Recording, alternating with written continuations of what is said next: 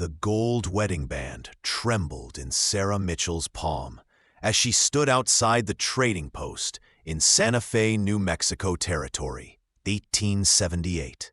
3 days without food had made her dizzy, but it was the bruises around her wrists, violet reminders of her late husband's final rage, that made her hands shake. She'd buried James 2 weeks ago, after he'd drunk himself into a stupor and fallen from his horse, breaking his neck. The preacher said it was God's will. Sarah called it mercy. "I need food," she whispered to the trader, extending the ring. "This is 14-karat gold. It's all I have." Before the trader could respond, a shadow fell across the wooden planks. Sarah looked up into the face of a man whose presence seemed to still the very air.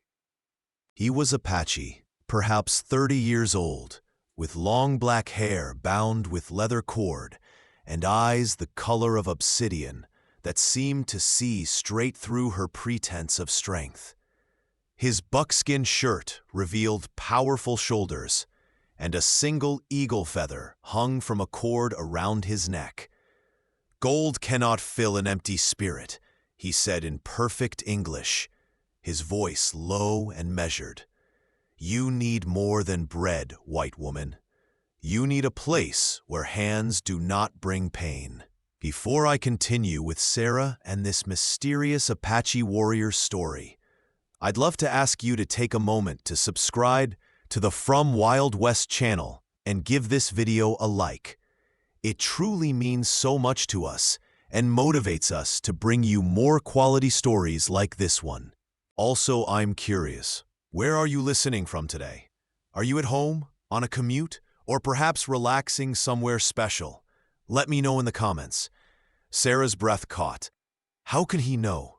She instinctively pulled her sleeves down over the marks, but his eyes had already seen. Not with judgment, with understanding that cut deeper than any accusation. "I don't need charity," she said, lifting her chin even as her stomach cramped with hunger. "Then work for it." He gestured toward the mountains east of town, where the Sangre de Cristo range cut purple shadows against the sunset. "I have a horse ranch. I need someone who can cook, mend, keep accounts. You need safety and food. This is trade, not charity." The trader snorted. "Ma'am, you can't go with an Injun. Can I trust you?" Sarah interrupted, looking only at the Apache man, searching his face for the cruelty she'd learned to recognize in James's eyes. She found none, only a quiet sorrow that mirrored her own. "My name is Dakota. It means friend to everyone in my mother's tongue. My father was a white trapper who taught me both worlds. I give you my word. My hands will only help, never harm." Something in the way he said it, the deliberate emphasis on hands, made Sarah's throat tighten. She thought of James's hands, always clenched in fists, always ready to remind her of her place. "I'm Sarah," she said quietly, "and yes, I'll work for you." The ride to Dakota's ranch took 3 hours through terrain that grew wilder with each mile. Sarah sat behind him on his paint horse, her arms loosely around his waist, feeling the steady rhythm of his breathing.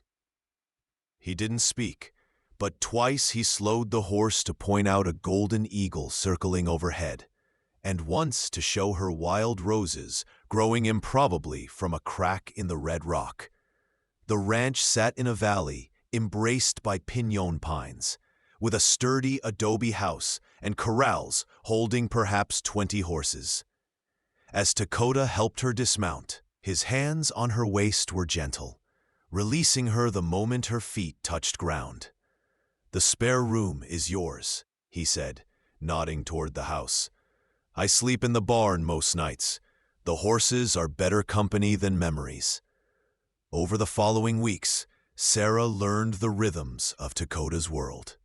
She rose before dawn to make coffee the way he liked it, strong enough to stand a spoon in, and cooked simple meals of beans, cornbread, and whatever game he brought in. He taught her to ride properly, not side saddle like a lady, but astride like someone who needed to survive. "The horse feels your fear," he said one afternoon, his hand steadying hers on the reins. "Breathe. Let your spine soften. Trust that she will carry you." "I don't know how to trust anymore," Sarah admitted. Dakota's dark eyes met hers. "Trust is not given all at once. It is built, like a house, one adobe brick at a time." His hands covered hers on the reins, showing her the gentle pressure that guided rather than forced. Sarah felt something unfamiliar bloom in her chest. Not fear, but its opposite. When he released her hands, she felt the absence like a physical thing. At night, she heard him sometimes, pacing outside under the stars. Once, unable to sleep herself, she found him sitting by the dying fire, staring into the embers. "Did you lose someone?" she asked softly. He was silent so long she thought he wouldn't answer. Then, her name was Ayana, laughing water. "She died bringing our son into the world. He lived 3 days.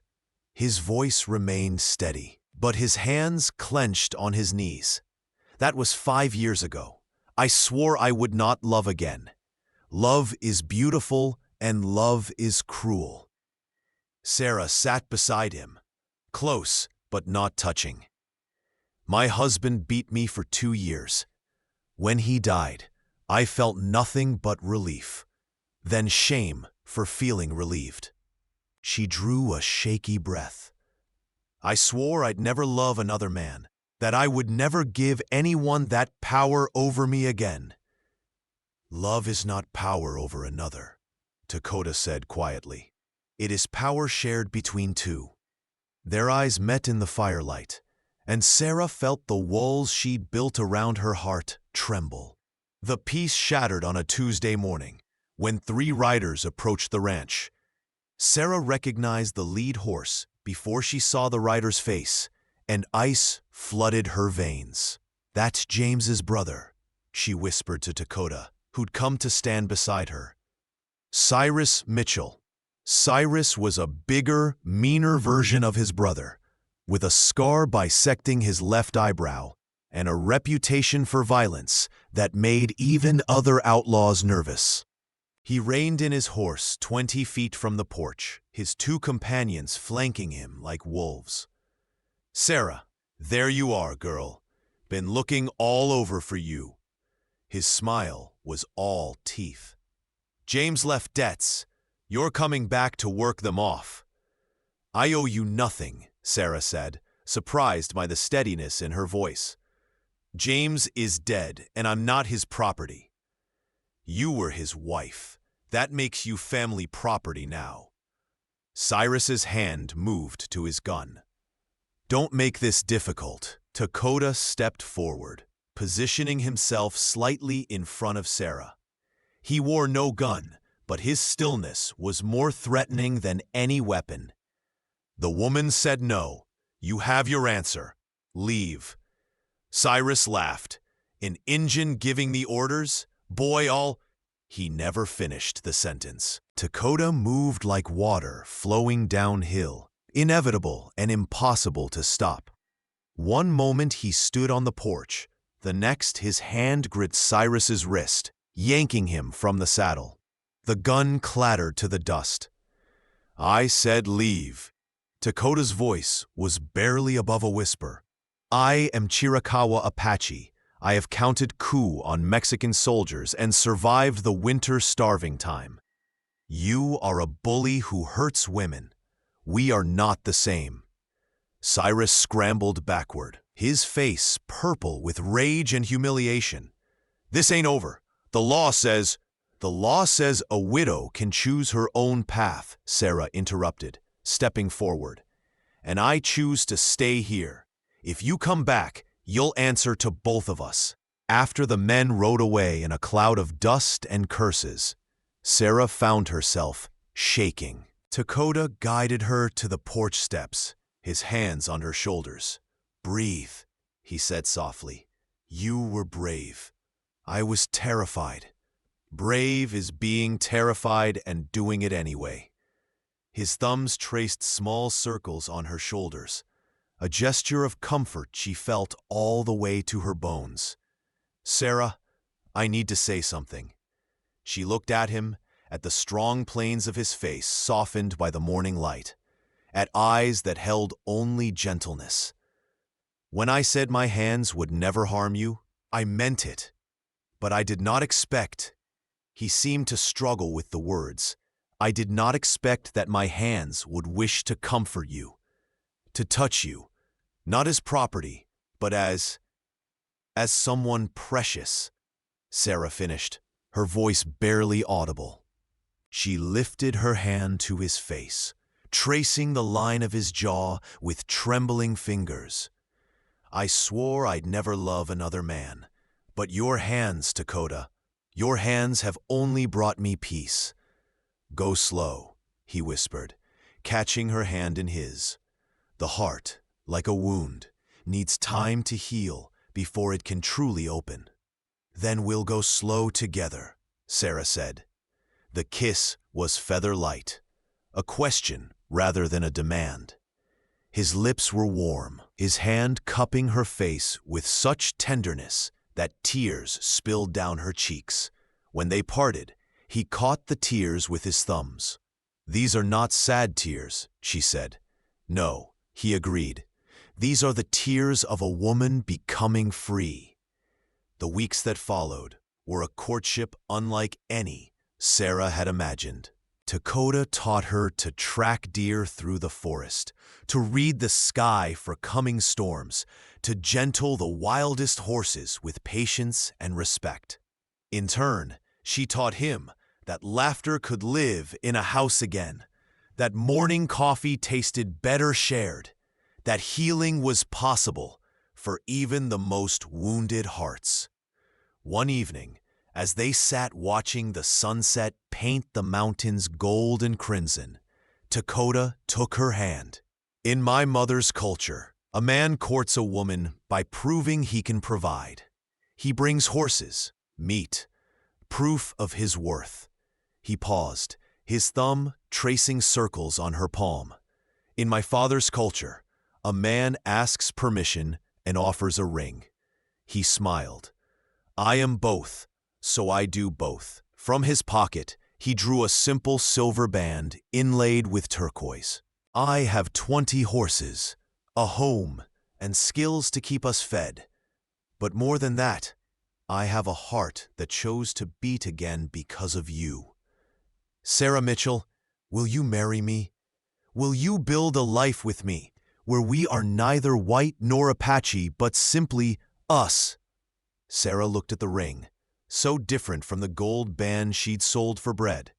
That ring had been a chain. This was a promise. "Yes," she whispered, "together."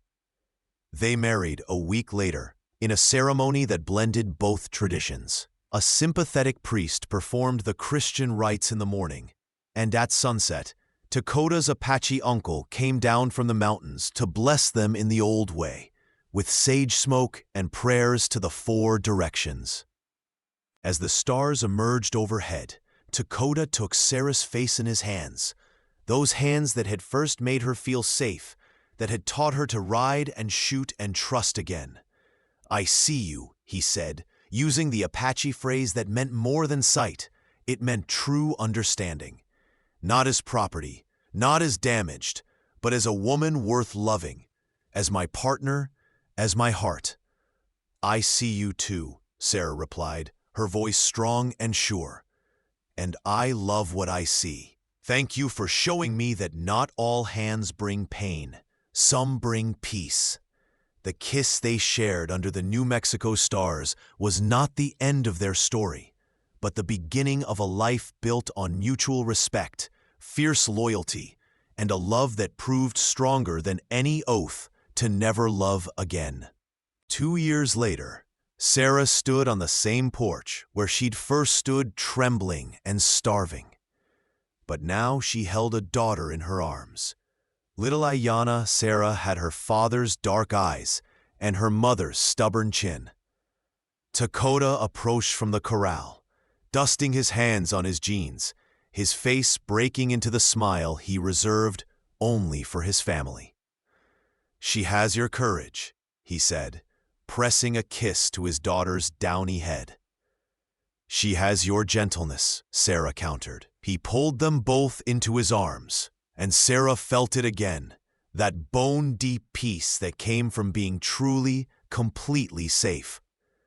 Not because she was weak, but because she'd found strength she never knew she had. Not because she needed saving, but because she'd found a partner who believed she was worth choosing every single day.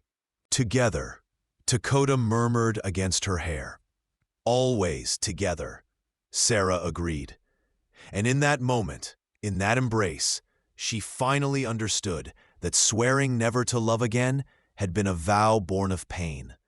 But love, real love, the kind built on respect and trust and hands that healed instead of hurt, that was an oath worth making, an oath worth keeping, an oath that set her free. The morning after their wedding, Sarah woke to find Dakota already gone from their bed. Panic fluttered in her chest for just a moment, the old fear that perhaps it had all been a dream, that she'd wake to find herself back in James's house with his fists and his rage. But then she heard the soft sounds of him moving in the kitchen, the clink of the coffee pot, and she breathed deeply, letting peace settle over her again. She found him standing at the stove, shirtless, his bronzed skin catching the early light streaming through the window. The muscles of his back shifted as he worked, and Sarah felt a warmth that had nothing to do with the fire in the stove. "You're staring," he said, without turning around, amusement in his voice. "I'm admiring my husband," she countered, wrapping her arms around him from behind, pressing her cheek to his warm back. "Is that allowed?" He turned in her embrace, his hands settling on her waist.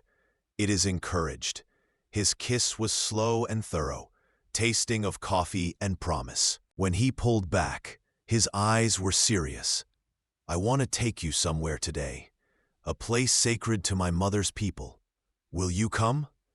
"Anywhere," Sarah said simply. They rode for 2 hours into the high country, where the air grew thin and sweet with the scent of pine.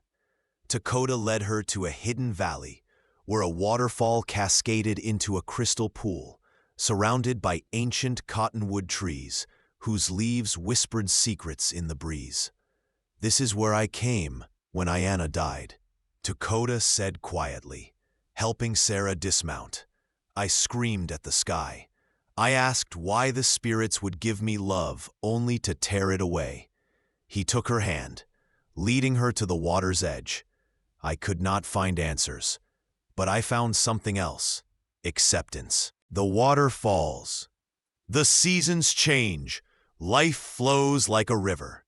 We cannot hold it still. We can only move with it." Sarah squeezed his hand. "And now? Now I understand that the river brought me you, not to replace what was lost, but to show me that my heart could open again." He turned to face her fully, his hands framing her face. "Sarah, I need you to know something. Last night, when you trembled in my arms, when you whispered, 'Go slow, it hurts,' not your body, but your spirit, I felt such love for you that it frightened me." "Why frightened?" "Because I realized I would die before I let anyone hurt you again. That is a powerful thing, to care so much." His thumbs traced her cheekbones. "But also beautiful. So beautiful." Sarah rose on her toes to kiss him, pouring everything she felt into it: gratitude, desire, trust, and yes, love. When they broke apart, both breathing hard, she said, "Teach me to swim. I want to learn everything about your world." His laugh was pure joy. "It's cold, Sarah. Mountains snowmelt. Then hold me while I brave it." The water was indeed shockingly cold, but Dakota's arms were warm, and his patience infinite as he taught her to float, to trust the water to hold her. Later, wrapped in blankets on the sun-warmed rocks, Sarah felt more free than she ever had in her entire life. "This is what peace feels like," she murmured. "Yes," Dakota agreed, pulling her closer. "This is peace." But peace, Sarah learned, was sometimes a fragile thing. 3 weeks into their marriage, a rider came to the ranch at sunset, a young Apache man, barely 20, with blood seeping through a makeshift bandage on his shoulder. He spoke rapidly in the Apache language, and Sarah watched Dakota's face darken with anger and sorrow.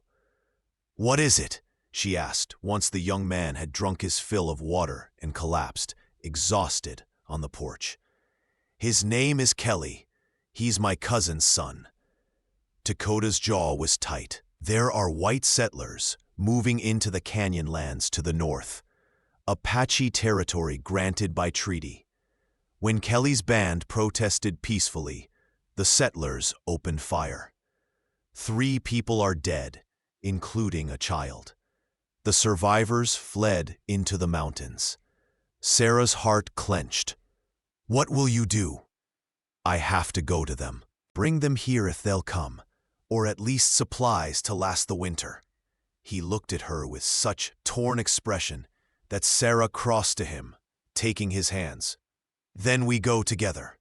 "Sarah, it's dangerous, not from settlers, but the journey itself." "I'm not fragile," she interrupted firmly, "and I'm not helpless. You've taught me to ride, to shoot, to survive. More than that, you've taught me that I have worth. Let me prove it. Let me help." Dakota studied her face for a long moment, then nodded slowly. "Together," he said. "Always together," she confirmed. They left at dawn, Kelly leading the way despite his injury. The journey took 4 days through terrain that tested every skill Dakota had taught Sarah. She learned to read the land, to move quietly, to push through exhaustion and fear. At night, huddled close to Dakota for warmth, she felt herself becoming someone new, someone strong. "You are magnificent," Dakota whispered one night, his lips against her temple. "You were always strong, Sarah. You just needed to remember." They found Kelly's band hiding in a box canyon. 18 people in all. Men, women, children, and elders, living in makeshift shelters with dwindling supplies. The moment they saw Dakota, relief flooded their faces. An older woman approached, speaking in Apache, her hands gesturing towards Sarah with what seemed like questions.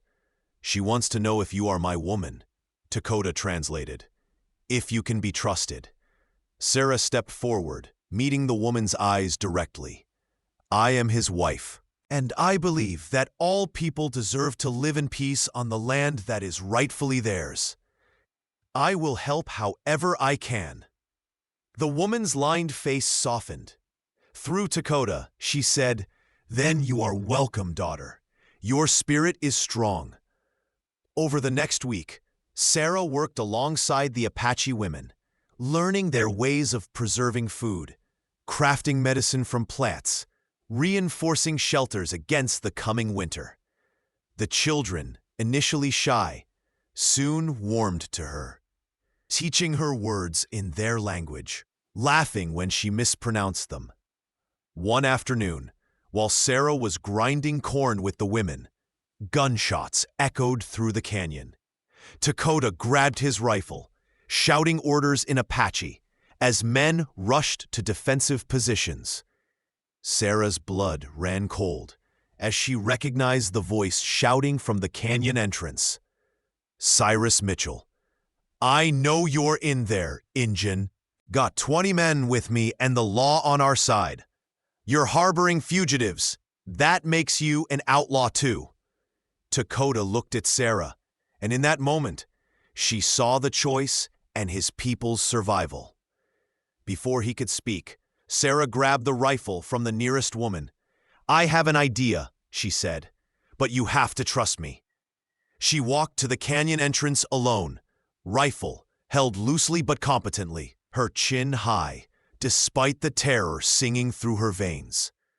Cyrus sat astride his horse, surrounded by rough-looking men, his face splitting into a cruel grin when he saw her. Well, well, the widow comes crawling back. I'm not crawling, Cyrus. I'm standing. Sarah's voice rang clear. And I'm telling you to leave. These people have done nothing wrong. They're simply trying to survive on land that was promised to them. Land's for settlers now, girl. That's progress. He spat tobacco juice. Besides, this ain't your concern, unless you want to get shot defending savages. They're not savages. They're people. Human beings with families and children and the right to exist. Sarah raised the rifle slightly, and I won't let you murder them. Cyrus laughed. You ain't got the guts to shoot, Sarah. James said you were soft. The rifle crack echoed off the canyon walls. Cyrus's hat flew off his head, a perfect hole through the crown. Sarah had already chambered the next round, the rifle aimed at Cyrus's chest now, her hands perfectly steady. The next one goes lower, she said coldly. Dakota taught me to shoot, and unlike my late husband, Dakota actually respected me enough to teach me well. I won't miss. The men behind Cyrus shifted uneasily. One muttered, Boss, maybe we should. She's bluffing. I'm not. Sarah's eyes were ice. Leave now. Tell whoever sent you that this canyon is protected. Tell them that Dakota's ranch is protected. Tell them that if they want trouble, they'll get more than they bargained for. I'm done being afraid of men like you, Cyrus. I'm done being pushed around. Now, ride away, or learn exactly how good a shot I am. For a long, tense moment, no one moved. Then Dakota appeared at Sarah's side, rifle in hand, followed by a dozen Apache warriors. The message was clear. She didn't stand alone. Cyrus's face purpled with rage, but he wasn't stupid enough to fight odds like these. This ain't over, he snarled, wheeling his horse around. Law's gonna hear about this. Good, Sarah called after him. Tell them to bring the treaty, the one that guarantees this land to the Apache people. I can read, Cyrus. Can you? After they'd gone, Sarah's hands finally began to shake. Dakota gently took the rifle from her, then pulled her into his arms. You are the bravest person I have ever known, he said against her hair. But please, never terrify me like that again. I had to, Sarah said, her voice muffled against his chest. I had to show myself that I'm not a victim anymore. I'm a warrior, like you. The older woman approached, speaking softly in Apache. Dakota translated, his voice thick with emotion. She says you have earned the name Broken Wings no more. You are one of us now. Tears streamed down Sarah's face as the women surrounded her, touching her shoulders, her hair, welcoming her fully into their circle. She had come to this land broken and starving, believing herself worthless. Now, she stood among warriors, recognized as one of them. That night, as they camped under the stars, Dakota made love to her with a reverence that stole her breath. His hands mapped every curve, every scar, worshiping her body as the sacred thing it was. I love you, he whispered against her skin. My brave, beautiful wife, my peace.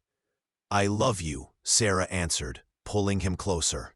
You gave me back myself. You showed me that hands could heal, that men could be gentle. that love could be safe. She cupped his face, holding his gaze. Thank you for finding me. Thank you for seeing me. Always, Dakota promised. I will always see you. The next morning brought unexpected help. A contingent of federal marshals arrived, led by a stern-faced man named Marshal Hayes. Sarah's heart sank until Hayes dismounted and approached Dakota directly. Got word there was trouble up here, Hayes said. Came to see for myself. He looked around the canyon, at the families huddled in shelters, at the children. His face softened slightly. These the dangerous fugitives I heard about? These are people trying to survive, Dakota said carefully. Hayes nodded slowly. Figured as much. Had a feeling Cyrus Mitchell was lying through his teeth. He's got a reputation. He pulled out a rolled document. This here's the treaty, signed by President Grant himself. This canyon and the lands around it belong to the Apache Nation. Any settlers moving in are the ones breaking the law, not these folks. Sarah felt her knees go weak with relief. Hayes caught her eye and tipped his hat. Ma'am, I heard what you did yesterday, standing up to Mitchell and his boys. That took spine. He smiled slightly. Glad to see a white woman with sense enough to recognize justice when she sees it. Thank you, Marshal, Sarah said quietly. These people deserve protection. They'll get it, Hayes promised. I'm stationing deputies in the area. Anyone tries to force these people out again, they'll answer to federal law. He turned to Dakota. You've got my respect, sir, both of you. Not many would risk what you've risked. After Hayes left, the canyon erupted in cautious celebration. That evening, the women prepared a feast from their meager supplies, and the men told stories in their language while Dakota translated for Sarah. Children laughed and played for the first time in weeks. Around the fire, the older woman, who'd named Sarah Broken Wings No More, began to sing, and others joined in, a song of thanksgiving, of survival, of hope. Dakota pulled Sarah close, and she rested her head on his shoulder, feeling his heartbeat steady and strong beneath her ear. What are you thinking? He asked softly. I'm thinking about how far I've come. 3 months ago, I was standing outside a trading post, ready to sell my soul for a piece of bread.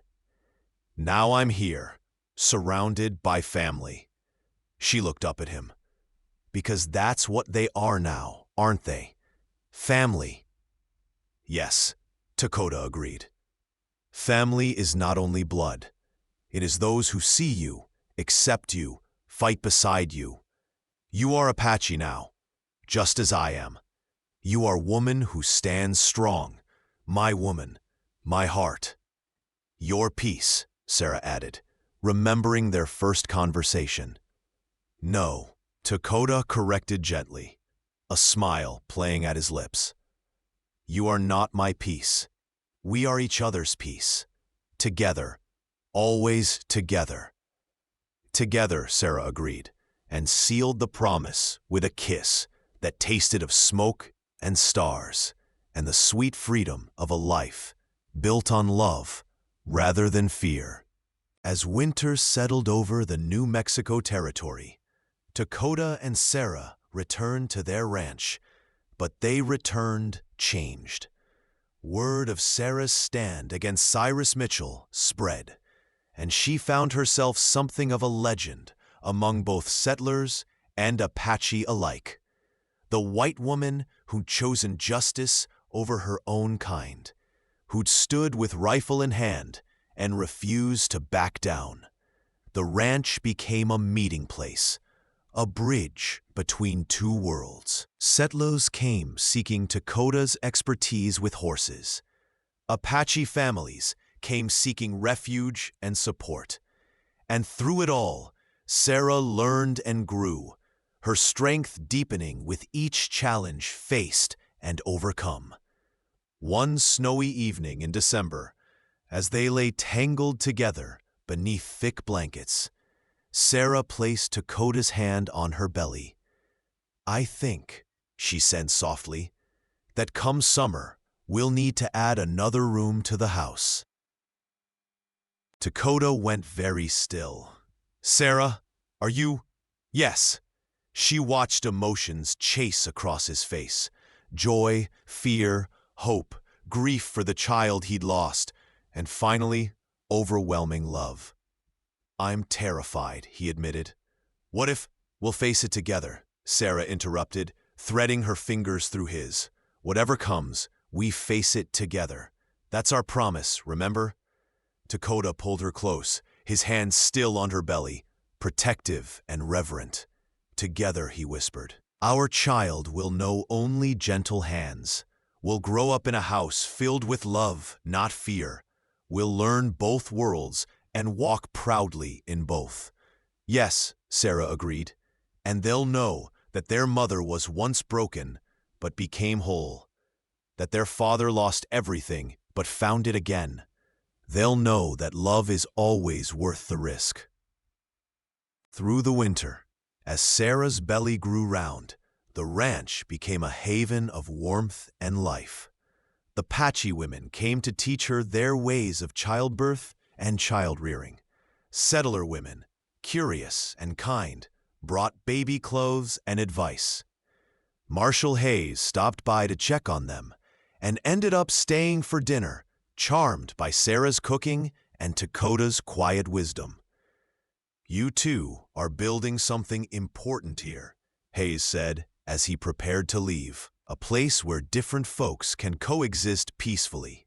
The territory needs more of that." "We're just living our lives," Sarah protested.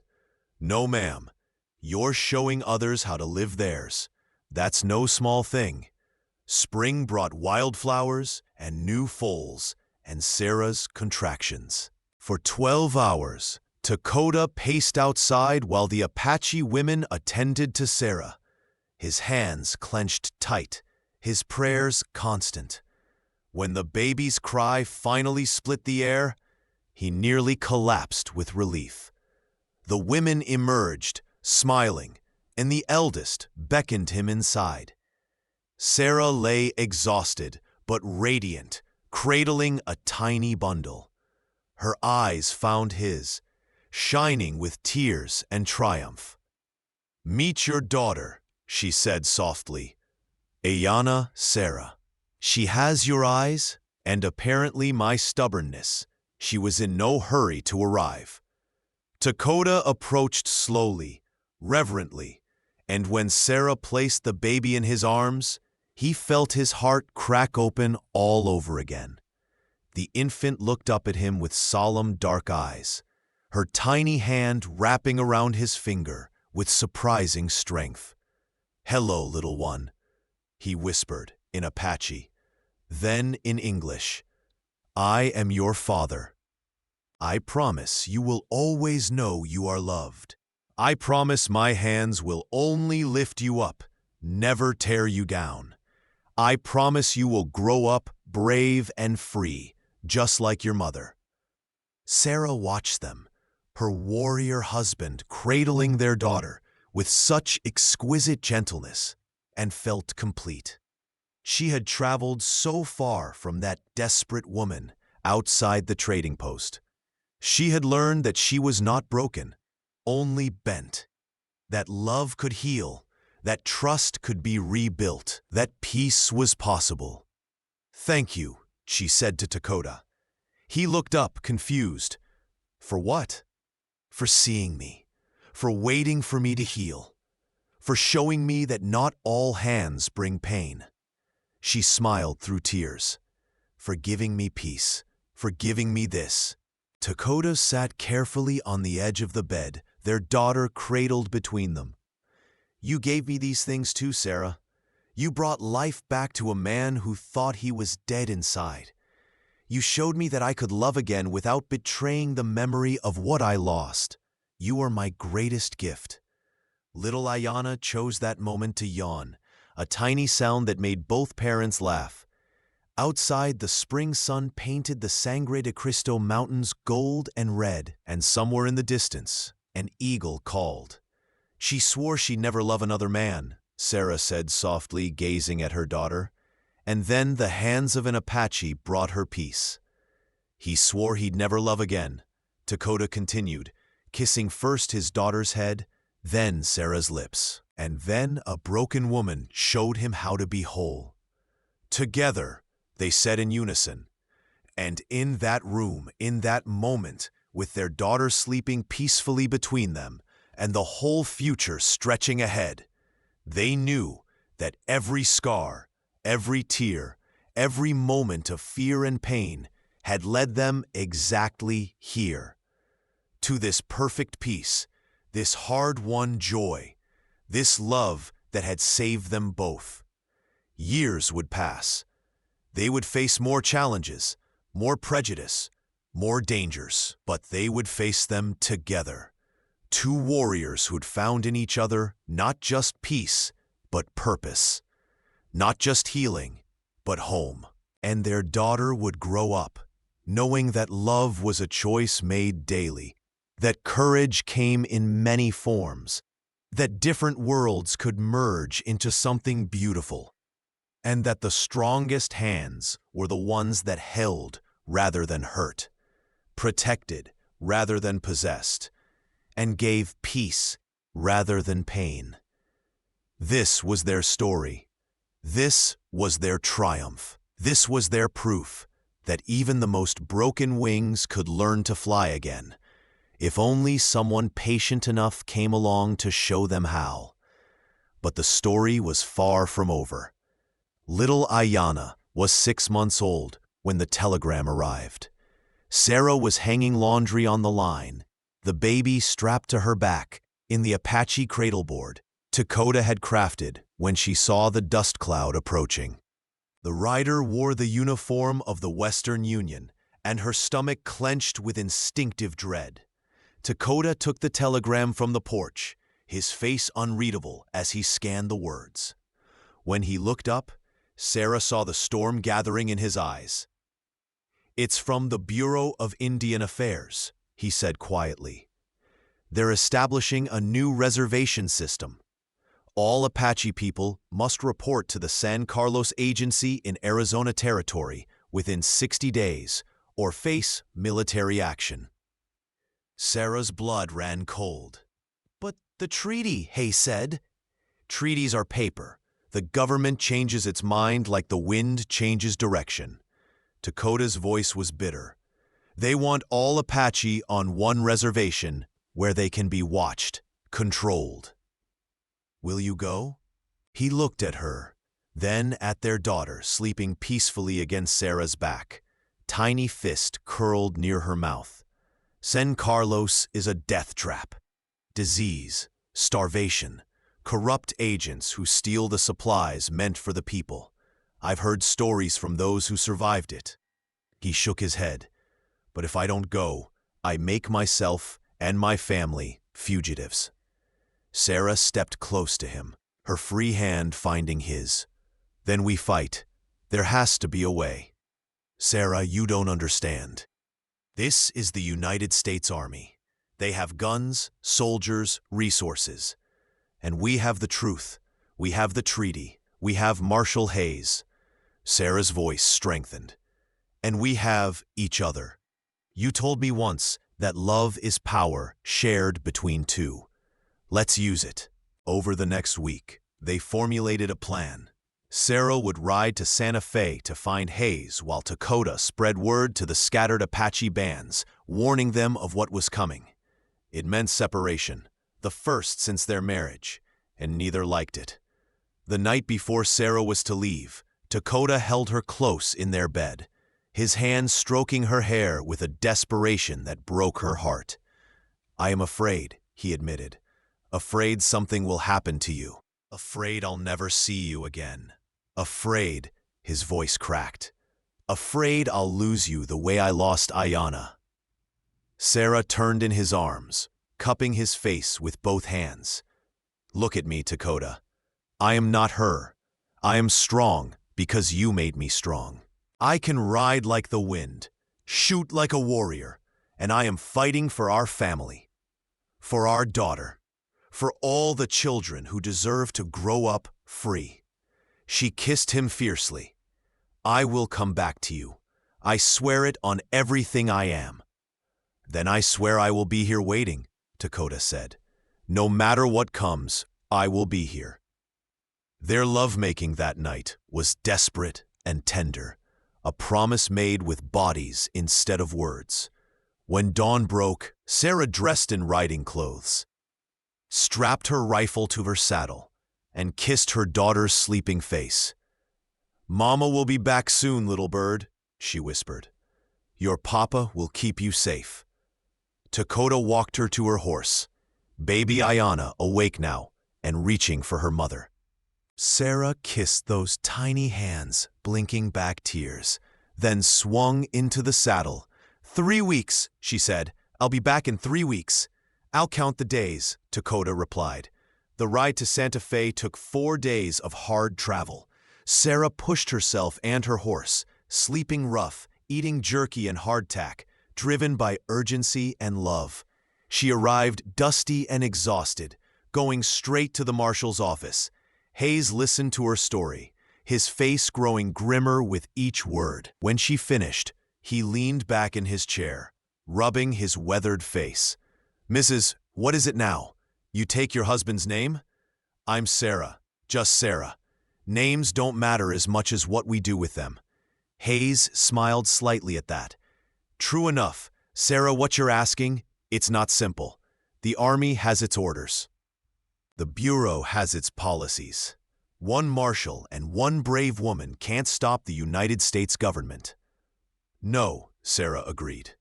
"But we can slow it down. We can make noise.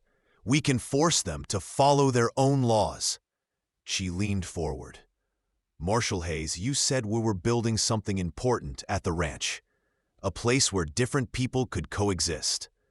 If the government forces all Apache onto one terrible reservation, they're not just breaking treaties, they're destroying the possibility of peace." Hayes studied her for a long moment. "You've got fire in you, girl. Reminds me of my late wife." He stood abruptly. "All right, I can't promise anything, but I know a judge who actually gives a damn about justice. Let's see if we can get an injunction. Buy some time while we sort this mess out legally." Over the next 2 weeks, Sarah became a whirlwind. With Hayes's help, she met with the territorial judge, a shrewd man named Blackwood, who listened to her testimony about the treaty violations.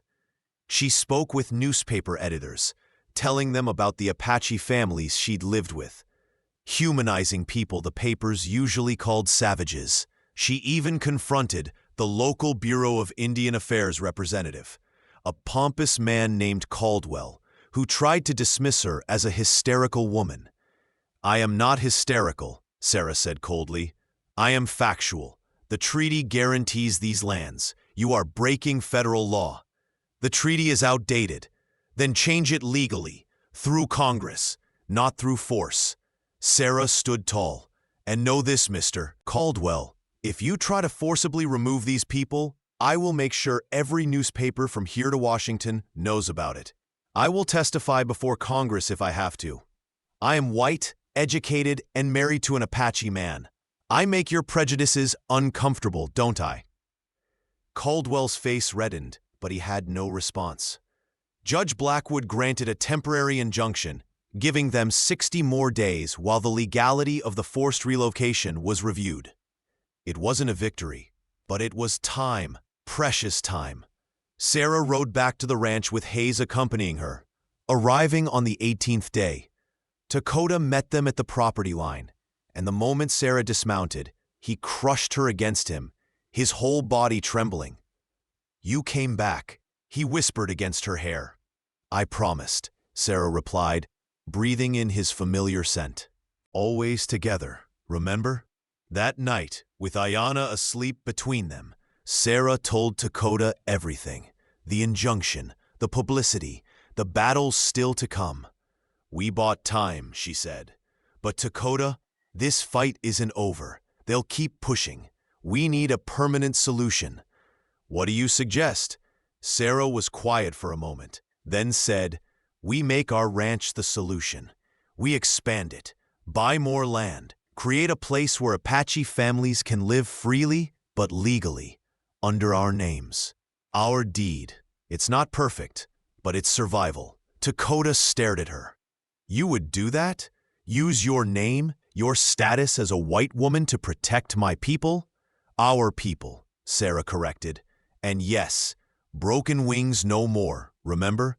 That's who I am now." Over the following months, they worked tirelessly to make Sarah's vision reality.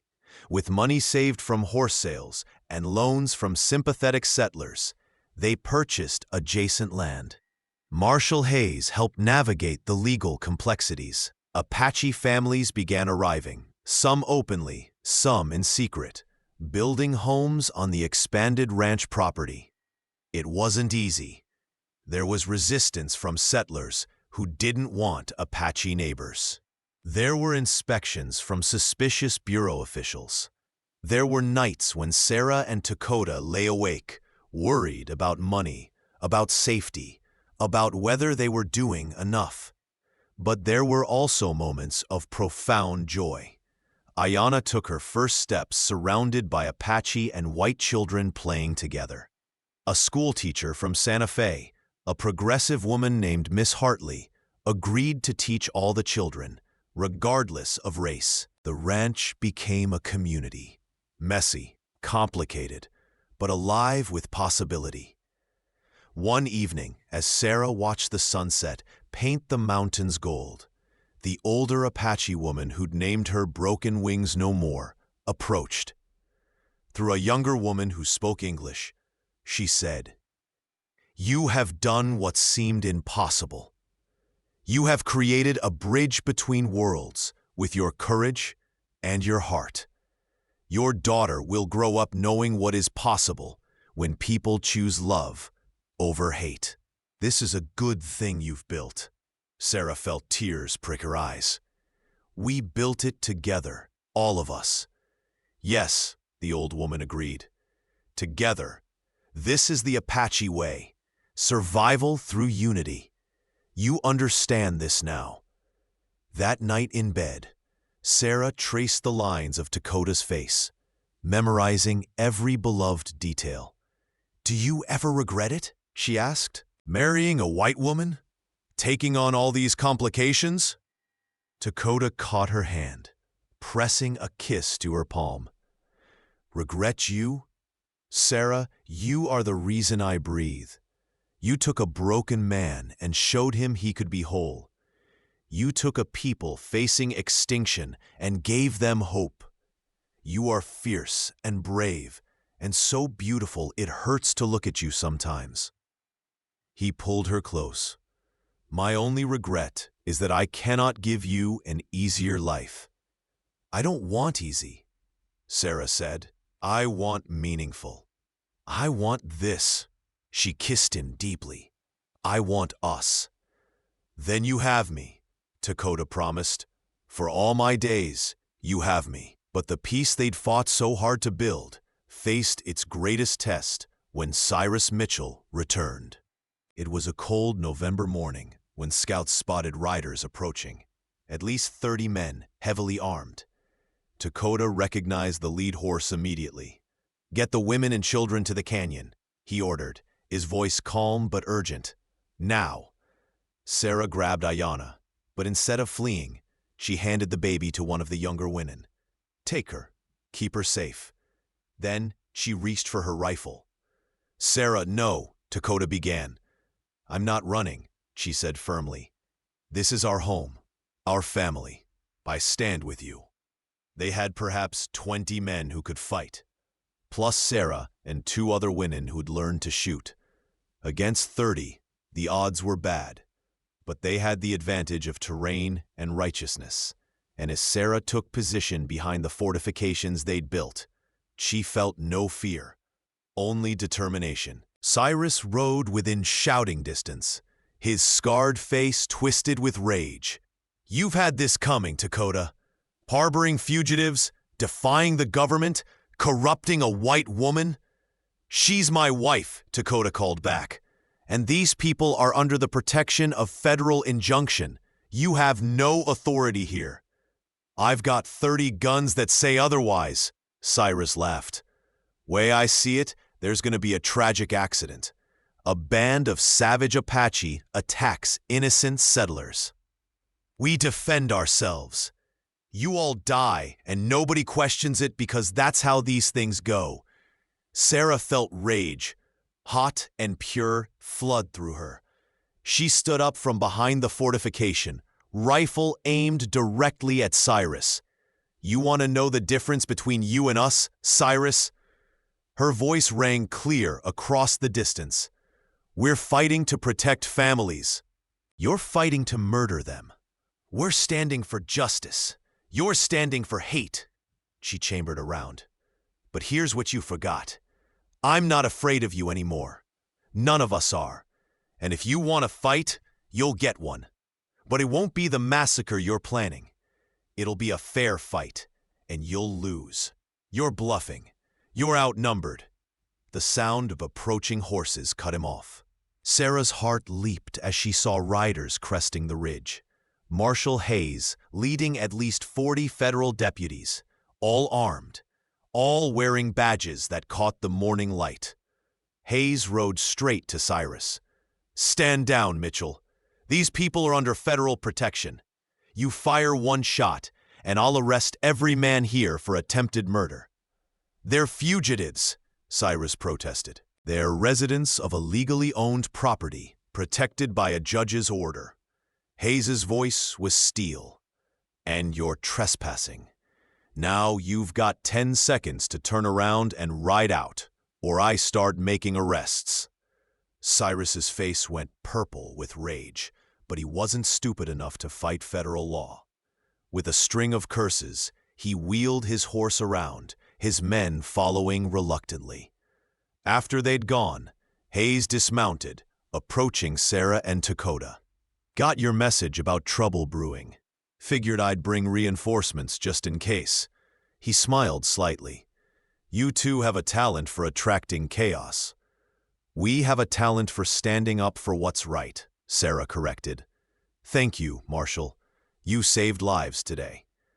You saved lives by refusing to back down, Hayes replied. You're building something important here, Sarah. Don't you forget that. That night, after the danger had passed and Ayanna was safely back in her mother's arms, Sarah and Dakota stood on their porch, watching the stars emerge. I thought I'd lost you today, Dakota said quietly. When you stood up with that rifle, exposed, I thought, I know, Sarah interrupted, leaning into him. But I couldn't hide. Not anymore. I've spent too much of my life hiding, letting bullies like Cyrus make me small. She looked up at him. You taught me that I'm worth fighting for. So I fought. Dakota kissed her forehead, his hands gentle on her shoulders. Those hands that had first brought her peace, that had never once caused her pain, that had built a life and a home and a future worth defending. You are extraordinary, he said. And I am the luckiest man alive. We're both lucky, Sarah said. Lucky we found each other. Lucky we learned that broken things can be mended. Lucky that love, real love, is stronger than hate. Inside the house, Ayanna began to fuss. Sarah moved to go to her, but Dakota caught her hand. Wait, he said. I want to remember this moment. You, here, safe. Our daughter safe. Our people safe. This peace we've built together. His eyes shone with emotion. This is everything I never thought I'd have again.